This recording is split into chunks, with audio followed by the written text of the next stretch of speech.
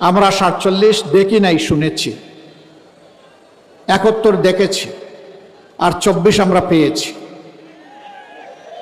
এই 15.5 বছর যারা বাংলাদেশের মাটিতে ছিলেন না, পালিয়ে গিয়ে অন্য কোনো জায়গায় নিরাপদ আশ্রয় গ্রহণ করেছিলেন, ফিরে এসে তারাই সেই মামলা বাণিজ্য করছে। আগস্টের 6 তারিখ থেকে শুরু করে আজ পর্যন্ত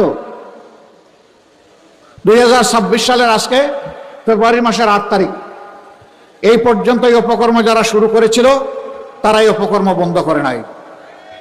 তাদের জ্বালায় অতিষ্ঠ সাধারণ মানুষ, ব্যবসায়ী, এমনকি ফুটপাতে যে ভিক্ষুক লোকটা ভিক্ষা করে তাও ওদের কাছ থেকে ছাড়া নেই। এখনো অনেকে বলেন, বড় বড় ব্যবসায়ীরা বলেন, আমরা যাব কোথায়? আমাদেরকে জিম্মি করে আমাদের বিরুদ্ধে মার্ডার মামলা দিয়ে এখন আমাদের কাছ থেকে কোটি কোটি নয়, শত শত কোটি টাকা দাবি করা হচ্ছে। কারা দাবি করছে জানেন?